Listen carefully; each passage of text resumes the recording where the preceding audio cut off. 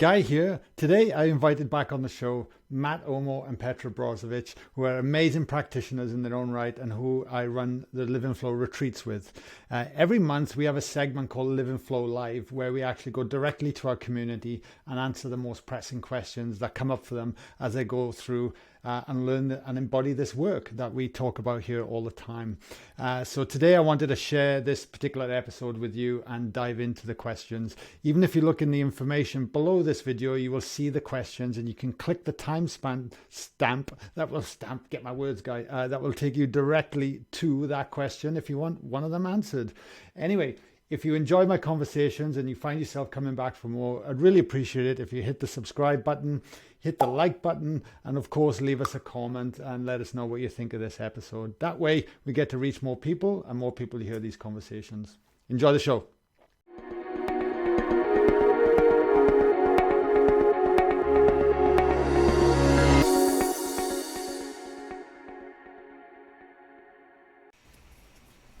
Beautiful. We are live. Welcome to Live in Flow Live, our first segment for the Live in Flow crew of the Q&A. So very excited to have you here, Matt, Petra, and myself, Guy. Fantastic. Yeah. So we will do our best to answer as many questions as possible within the space of the next hour. A couple of housekeeping rules. So for the people that are viewing us now on screen, because I know we're using new software outside of Zoom, but we do this because the quality of the sound and the definition of the video is much better quality, so for listening back later. One thing you'll notice on the bottom right hand side of your screen, you'll be able to punch your name in. So please be sure to do that so we can see who's on the call this evening.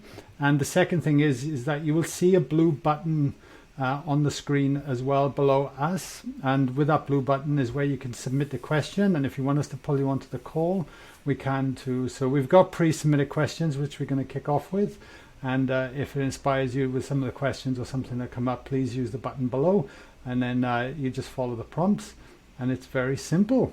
So let's get on with it. All right, I'll jump into the first question right here. So the first question is, what kind of work would bring me higher energy level? For some reason, it seems to me it is connected to doing all this live and flow work. It has been a while, my energy level is rather low. It is even stranger for me since all my life I always felt full of energy and I wasn't doing any meditation practices. So how do I bring it back and at the same time live from the heart? Very common question. Yeah, well, you know what? You stop doing our work. Exactly. Yeah. You're going to be raising your energy levels by doing this work. And the fact that you were riding on a high wave all these years actually brought you to this place, and your life simply took its toll. And, you know, we cannot drive ourselves the way we used to. And now it's time to find new ways of living that will allow you to have high levels of energy without depleting yourself in the long run. And of course, just along with doing our work, what we just spoke about, Guy, it's so important that you are taking care of yourself in any other way as well, from, you know, nutrition to body movement, exercises, doing things that you love that are simply filling you with energy. What would you guys say? To add upon what you just said, the two things that have come to me with me being in the fitness background as well, movement is crucial, movement is life. And if we're feeling low energy, it's very tempting not to move much. So depending on where we are on our healing journey, I think it's crucial to have some kind of movement activity in that to feel more energized, and getting in nature as often as possible as well. But the other thing I can relate to, what I always think about, and I'm sure people listening to this, is that if we've been running a certain way for a large period of our life, and if you look at society, it's you know, they say 80-90% of people are running from the hormones of stress. So if we've been running a high stressful lifestyle, a high stressful job, or whatever it is that we've been doing, and that's become the normal paradigm for us, it's very often we can get sick or feel low when we give our body permission to rest, and that's in this rejuvenation process. Like, how many times have you been on holiday and the first 3 days are just like, oh my God, and you just stop. And then you got nothing in the tank because you've been push, or you've got a deadline. And when you go over the deadline, you then get to that stage where you're like, oh, and then you just want to sleep for 20 hours. So if we've been doing that for a large aspect of our life, and I'm not saying, the person that's written this has, but I believe it's very common. And like you say, I believe a meditation practice is resetting that nervous system and allowing the changes to take place over time, Yeah. Mm. Yeah, and I'd also add to that as well is that I love this question because, and especially that it points to the live and flow work as well, because I cannot tell you the number of times that this happens, and that the reason is that it's like taking the opening up the cupboard, right? Taking the lid off of Pandora's box. It's like we're starting to look at everything that's there. And then when we start to look, we're like, oh shit, actually there's a lot of stuff that I've been pushing down for many, many years that has been not working, that I was just not choosing to ignore, in denial, in numbing myself down. And so a lot of times when we start this work, and I know from my own experience, it's like, fuck, this feels like shit. I thought I was doing this work to feel better, but I feel horrible.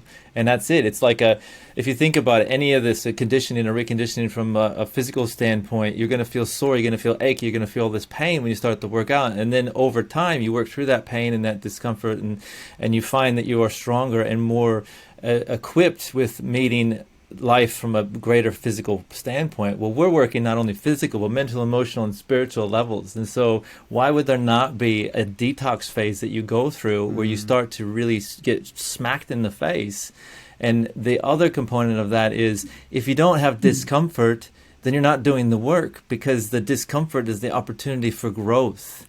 And this is one thing that we have not learned in our Western society and actually deprived ourselves of, is this opportunity for growth, because we create this comfort bubble that keeps us safe and secure, but it also keeps us numb, dumb, and unplugged from the source and the potential of what we have. So this is awesome. This is good. Keep going, and you're going to be an incredible, extraordinary human living to their full divine potential. That's what I have to say.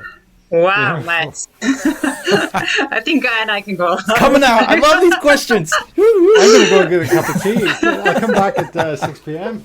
All right. Should we go on? Number 2. The next question. So, I'm so excited. Where's all this energy coming from? I must be doing the work. All right. So, my whole life, I've lived from the mind and had all the answers, had it all figured out. Awesome. Give me the secret. But then the time came when it changed. I found out that to be fulfilled, I need to find my purpose from the heart. So I started all this live and flow work. And at the moment, I know exactly what I don't want, but I don't have a clue about what I do want. So there is this big question on how do I get out of this stuckness? And when do I know that the heart, or when do I start to hear the answers from the heart, basically, is what they're saying. Then they also go on to say, I heard Petra saying, we'll know when that moment comes and we'll know the answer is from the heart.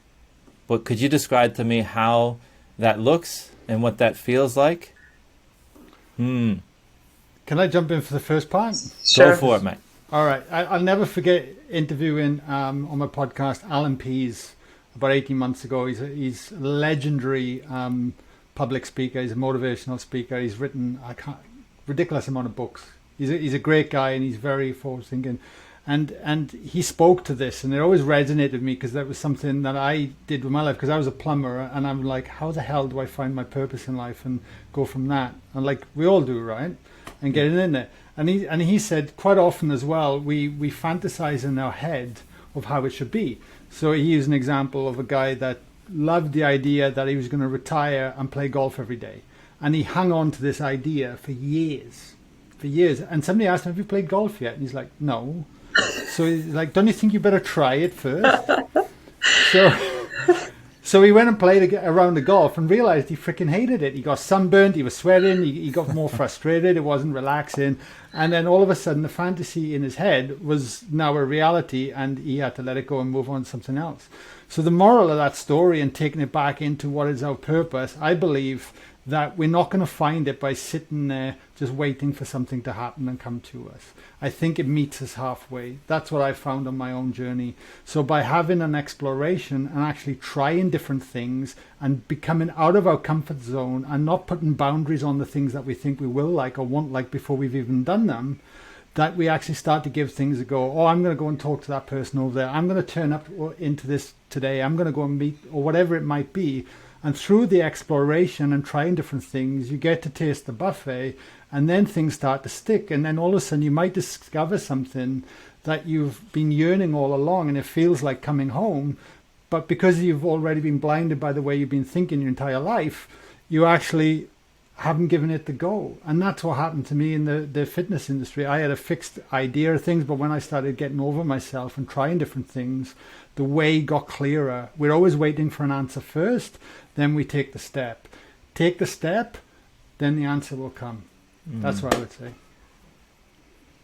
Yeah, what's coming to me is also two things. One is take time and remember what you loved doing when you were little, and that might reveal where your heart actually is.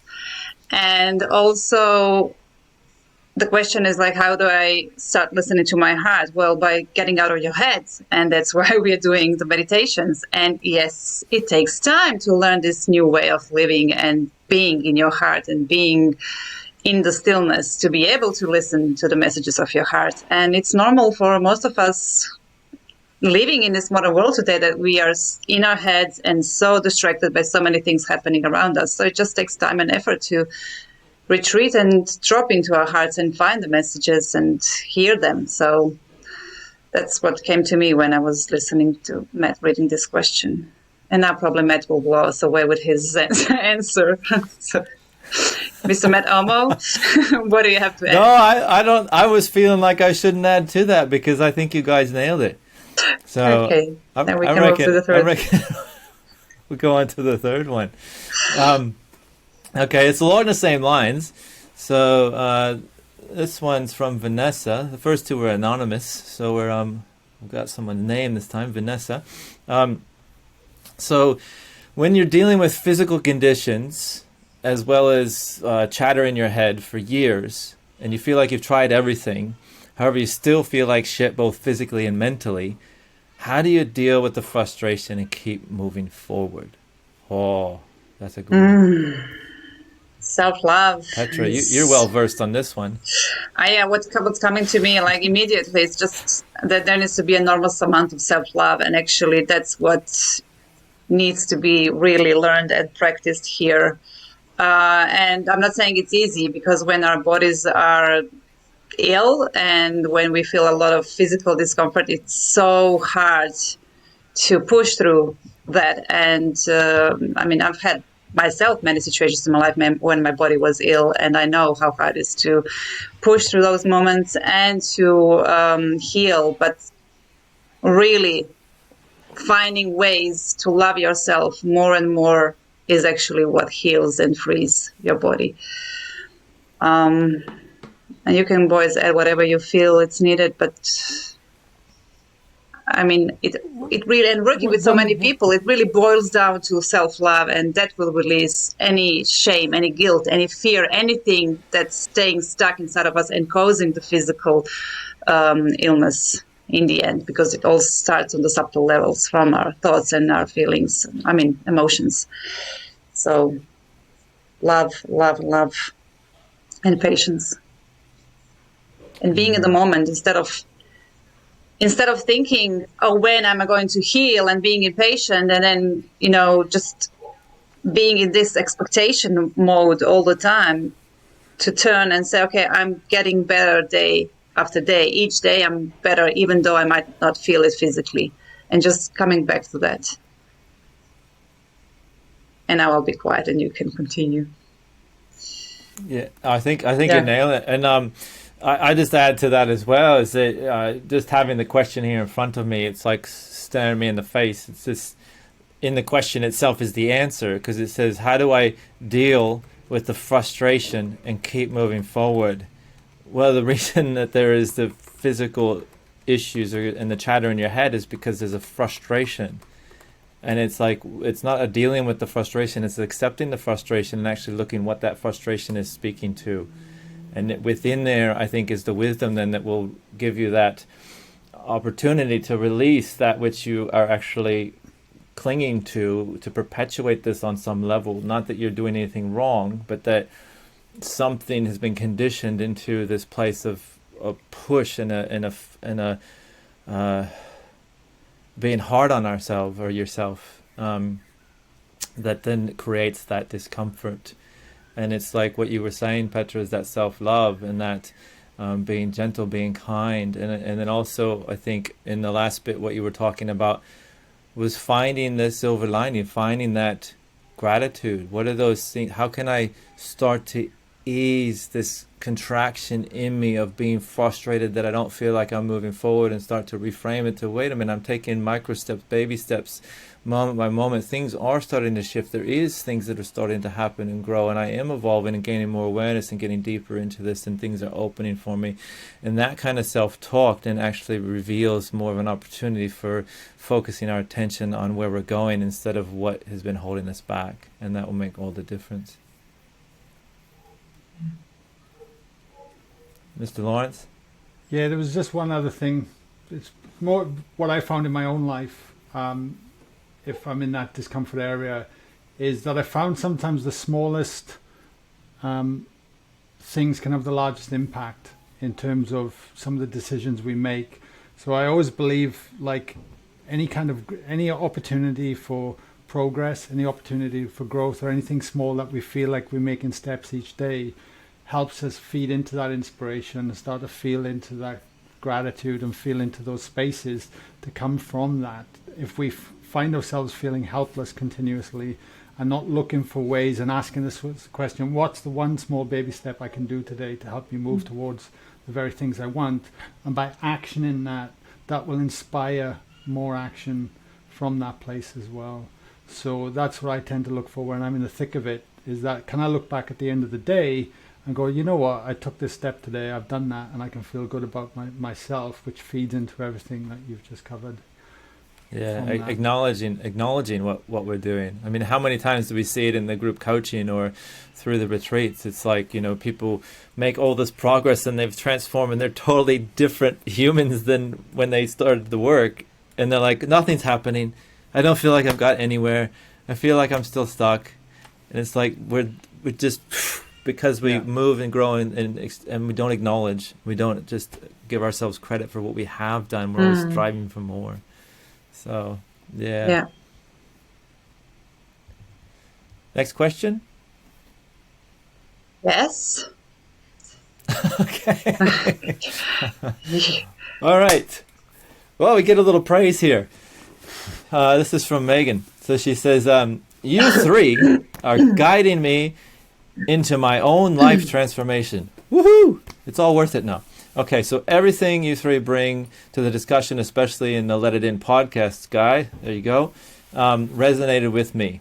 I've also done one of your meditations daily, truly love them all. With all that I'm learning all about myself, I come to realize my real goal in becoming a nurse was to heal people, and am finding myself needing a different path to heal others than the hospital world. I can understand that one. So my question, here's the question. How do I stop listening to the fear that speaks to me when I know the answer in my heart is guiding me? Is fear simply my conditioned mind and my ego afraid of the discomfort? Am I trying to get past my old stories of I can't do this because, or and feel stuck? I want to take inspired action, but I'm stuck in the fear of old stories loop. Any advice? I think you are, Megan, you already started doing the work and then you stopped because you started writing, I can't do this because, and then 3 dots or 4 dots, and that's it. And actually what you need to do is sit down and write why you cannot do this. And when you start writing, just let your hand go and don't analyze during the writing. Just be in the flow. And then when you stop writing, you will stop and look back and read what you wrote. Because when we write, we actually lower our brain waves and we get into trance state, and we can access the beliefs and emotions that are on the subconscious level. And then you'll actually be able to see what's holding you back from living that life, from helping people heal in other ways. There might be some belief that whatever you cannot think of now. And that's why it's so important to get out of your head and into your body, which writing will help. You already started with that, so just continue. And I know that boys have to add something as well, I can see. So let's see. Guy. Yeah, I just think about my own journey when making transition, because it's terrifying. It truly is, because our whole identity is wrapped up in our career and what we've been doing and serving, and I can so resonate with that. We all can, right? Like 100%. And having to leave the safety of what we have and let go and surrender into that space. I always used to think of myself trapezing, when you're on the bar and then you build mustering up the momentum to go, I'm going to do this one, I'm going to get it, and you get so much space, and all of a sudden you just go whoosh, and you let it go, and then you're free falling, and then you're waiting for the bar to appear the other side, and then you catch it and go through. And the question is, how do we get to let go of that when we feel comfortable enough in ourselves and confident enough in ourselves, and to sit with the excitement of the free fall as opposed to just being sheer terror before the bar appears the other end. And again, it's just different ways of observing and getting to know yourself, and really starting to understand what those blocks and what those beliefs are, and where those fears are. Because fear, most of the fears I believe that we show on a daily basis are simply beliefs, and at some stage in our life we have constructed a fear around that. And then, as you always say, Matt, when you actually have the courage to step through and step into it, it's like stepping into the empty room, and it dissipates instantly, and that never holds us back again. So I don't even know if there's an answer in there, but I would seed myself that every day. I would continue to do the work every day, and I'd get very passionate about it. And like Petra said, I would actually carry a card with me and write down 5 things of the strongest reasons of what I want to move to and why I'm doing it. And every time I had a moment and a moment in my day, or when fear would come, I would come into my heart space and I would read that, and I would connect with my future self now. And then as I continued to have that connection, it would help me start to notice where I was holding tension, anxiety and fears in the body, and it would dissipate. And I would train my body in that place, so that crutch would become less and less each day. But it was a practice, and I wanted it more than I wanted my past. So once I knew that, I was all in. And then I started making decisions, and once you start making decisions, the universe starts to meet you. Yeah. Well, that's you were speaking right to what I was thinking, because before you went into that, Reverend Michael's quote, "The pain will push until the vision pulls." Yeah. Right? And so having a clear vision or a clear purpose of where you're going is almost like that rope that then you can grab onto and pull yourself out of where you are, which is the fear and the limits and the doubts and all that. So 100%. Yeah, and it's also very important not trying to figure out how we will get there, because when we are focused on how, then we are not allowing universe to show us and lead us to where we actually need to go to be able to live our soul's purpose. We are just interfering, and we are not aware that we have such a limited way of seeing things with our conscious mind, and that the universe has so much to offer and to show us. And if we stick to what we think is best for us, we are losing the opportunity to live that amazing life. So like I said, connect with that vision of your future self, and then let the universe show you the way. You'll get calls, you will get emails, you'll see signs, you will just feel what's your next step, and then step by step it will lead you there to living your purpose. That's what came to me when I was listening to you. Too right. Oh, that's like to inspire me, because it's like that's the revealing. That's what we were just trying to like piece together, because we spend our whole lives perceiving what is and trying to move from there instead of allowing life to reveal what is for us to move towards it. Yes. That's the reveal. So yeah, just allowing that. And I just keep remembering that this is the second time that this memory has come up for me as you guys have been talking. It was in relation to some of the other questions before, but on my own journey, and talking about like, you know, taking the action first. Like we want to say, what should I do? What action should I take? And we wait until we actually know, but we're never going to know unless we start to take the action first. And it's like, and then this revealing component that you just mentioned, Petra, and it lead me back into the same story, is that I used to work as a computer engineer, and I would be in a little cubicle programming. And so my mind was very active, and I was trying to use that mind to figure out what my purpose was, because I was so unfulfilled in that job, in that career, in that direction of my life was heading. And I was like trying to figure it all out. And luckily, the office was in the Santa Monica Mountains, just outside of LA. And so I would chuff off to work or to lunch for like, my lunch hour was an hour, but I was a master at expanding that lunch hour to an hour and a half, 2 hours, 3 hours sometimes. Like I had some major tools to just weave in and out of that office building. But yeah, so I would get up in the mountain and I would play guitar, right? And I would play guitar to just in nature, and like in there was these moments where animals would come up and they would just hang out with me, and I'd be just hanging out with nature, and like all kinds of weird and wacky stuff happened. I'm not going to share here because it's just too crazy, but and I'd be here forever. But in all of that, this was like 10 years before I actually had this idea to work with sound in a healing way.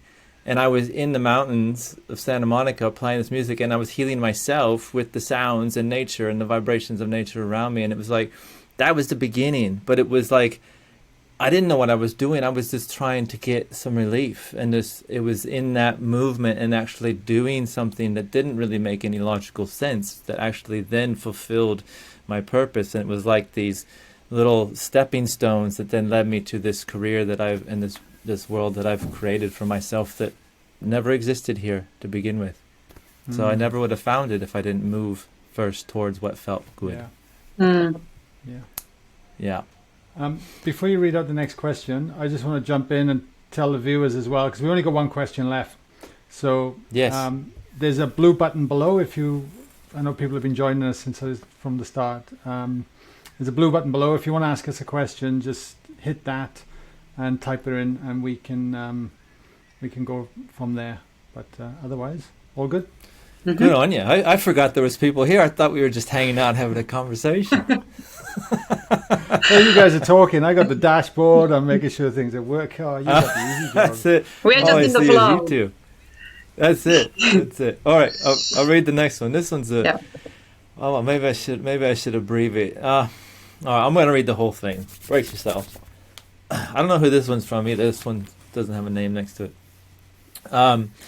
So, whoever this is, says, during the base chakra meditation with Petra in your course, I was in a deep relaxation and trying to feel any sensations. I was thinking about my childhood, and I could not get my dad out of my head. I wondered if I had been abused as a child by my dad. Suddenly, I was overcome with sadness and tears, and my heart was beating out of my chest. I saw images of red blood and rags and towels. It was messy and dirty.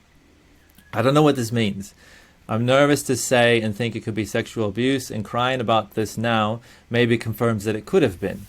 Or maybe the tears are just the sadness from the idea of it, but not an actual confirmation. I did the same meditation for a second time the following night, and it was not the same. It was more pleasant and nothing emotional. My dad was not there at all. So is there a question in there? I don't know. I think the question was the wanting to know about the abuse. Yeah, but we cannot know for sure. I mean, it could be, there is a reason why this memory or image came to you.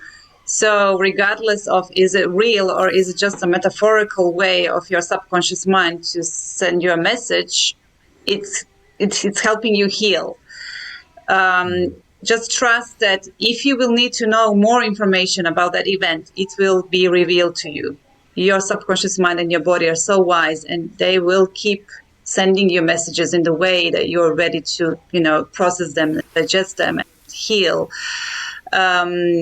But also know that it can be a metaphor for something else. And the most important thing is that you allowed yourself to feel the feelings, to cry, to take care of yourself, and then to let it go, which beautifully shows that the next meditation was a pleasant experience for you and your dad wasn't present there. So there was no need in this moment to go back there and, dig even deeper. So I would say just continue doing the meditations and trust that whatever needs to come, it will come. It will be revealed to you step by step. And maybe there won't be any need to go there anymore. So just observe yourself, observe your feelings, observe your thoughts, observe your dreams, your meditations, and just work with what's coming, and you will know. Just trust that you will know. By doing this work, you are getting more and more in touch with yourself, with your intuition, with your subconscious mind, and we are giving you so many tools that will help you understand more and more the way along the way you go. So just don't try to think too much about it. There's so much more than what we can perceive and understand with our conscious minds. Just know that the healing happened and that you are healing, regardless of do you understand it in this moment or not. That's what I would say. Yeah, I think you're spot on. It's that's the journey, isn't it? It's like we spend a lot of our lives in our minds that then suppresses the emotions, the feelings, the sensations, the resistance within us that's holding us back. That as we start to do this work, we relinquish that mind, and then it starts to come up, and very quickly that mind wants to then collapse back down on it. Okay? And it's like that's the work, isn't it? Is to allow, and then allow without trying to analyze. It is what it is, and it, like you say, metaphoric or not, it's a release. Yeah. It's one of the common questions when we are doing regressions, and whether it happens spontaneously or people really want to have a past life regression, and then they come back and sometimes they say, yeah, but what if I made all this up? And the answer is, it doesn't matter if it's healing you. If you chose this story to tell yourself and me as a therapist in this moment, why did you choose it? What's the lesson? And how were you feeling? You wouldn't feel if it wasn't important to you and if it wasn't real. But again, we don't have to understand with our conscious minds. We need to learn how to detach from this way of living and thinking our ways through lives, because there's so much more, and we are so much more than these physical bodies and our conscious minds. And this is what you're learning now, actually. And when your meditations and your body are helping you to become aware of who you truly are. And I think it's beautiful. And it's also normal that we try to understand. We are human. So it's just training ourselves to new ways of living. Yes, Guy? I can see there's something coming. No, it is interesting, because when I first was leaning into this work, I wanted to know, well, why am I feeling this in my body? What's that got to do with this that's been represented in my external life? Like, I wanted to piece it all together. And now having the good fortune of being in the space, holding space for others, and being in the energy and working with the energy centers and experiencing and feeling it and moving it, I look back upon my own journey of my old self, and I'm at the point now where I just go, oh, there's something wanting to move. Oh, it actually shows me this vision and this comes up. But my emotional attachment to whatever reveals itself is very small now. and I'm just like, thank you, thank you, thank you, and I don't get attached to what comes. But it took me a journey to get there, but I welcome it in now. If there's bits and pieces that are still, wanting to move and heal and upgrade myself, then I just like bring it on, Exactly. Yeah.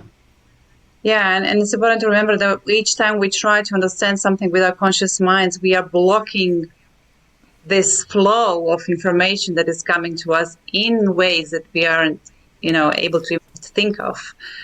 So what you just said, it's you trying to understand now, it's so small comparing to what it used to be like, and same is for me, and I'm sure for Matt as well. And we were training ourselves to get there. I'm sure we all were trying to understand at some point too much. Yeah. Their minds. For What sure. Matt There's Omo? one more question, isn't there? Yeah. There's a second part to that paragraph. So, next question is, when we heal a chakra, how do we know it is completely healed? Well, first of all, healing and growing is a process, and it's a lifetime process, and there'll always be more to learn, more to reveal, more to understand, more to experience.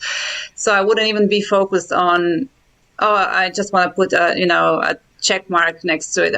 I healed my first energy center, or second or third, and now I can move on. There'll always be more. It's like a spiral, and whenever you'll be ready for the next lesson, life will bring you the next lesson, and you will know that you healed something because you won't feel triggered by it. You will have the experience and you will stay in your center. Nothing will kick you out of your balance.